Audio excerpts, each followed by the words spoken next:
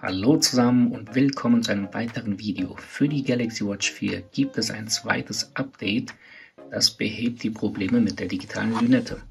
Vielleicht habt ihr das schon mitbekommen, bei der Einrichtung und der Bedienung musste ich Alt ein bisschen fester drücken und die digitale Lünette hat das hier gar nicht erkannt, bis ich irgendwann in diesem Punkt angelangt war und dann erst ging das Scrollen los.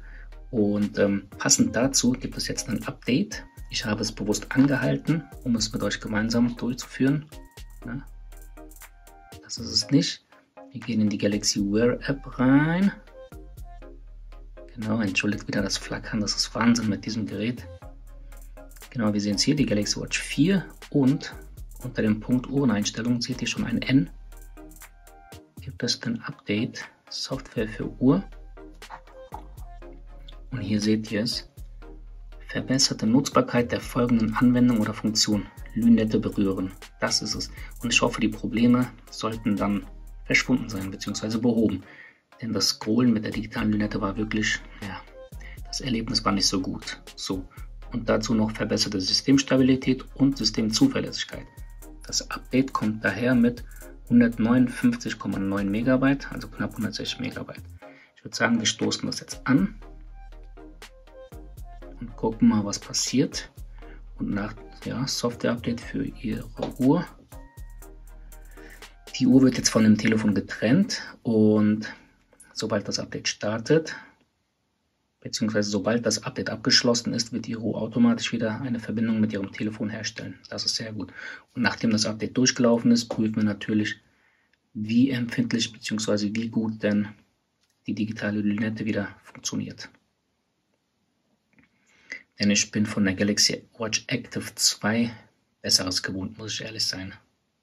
So, es geht aber ziemlich schnell vonstatten. Wir haben hier schon 25% Fortschritt und ich werde das Ganze etwas beschleunigen.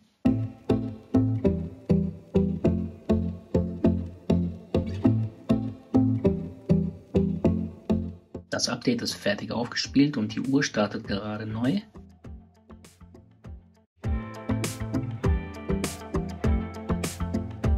Nach dem Hochfahren dürfte die Uhr sich dann mit dem Telefon auch sofort verbinden. Dann würde ich vorschlagen, dass wir der Uhr noch mal ein bisschen Zeit gewähren, damit die ganzen Hintergrundprozesse geladen werden und die Uhr dann quasi nicht mehr allzu sehr ausgelastet ist. Und dann machen wir wirklich den Test mit der digitalen Lünette und der Empfindlichkeit. So, die Uhr wird jetzt gestartet.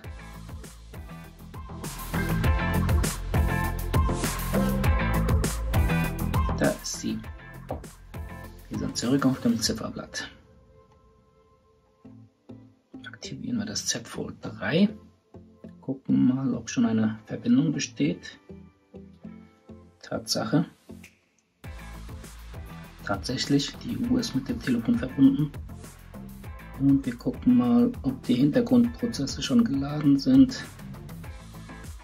Nee, es ruckelt noch ein bisschen. Also ein bisschen Zeit müssen wir der Uhr noch geben. Soll so kommen. Ich würde sagen, so viel Zeit sollte reichen. Die Hintergrundprozesse sollten geladen sein, sodass das Ansprechverhalten im Normalzustand sein sollte. Hier Uhr aktualisiert. Die Nachricht haben wir jetzt auch bekommen. Also, ich glaube, das kleine Update hat wirklich seine Sache getan. Ja, auf jeden Fall. Hier. Sofort ist die digitale Lünette bereit. Jo, sieht gut aus. Samsung, danke für dieses kleine Update.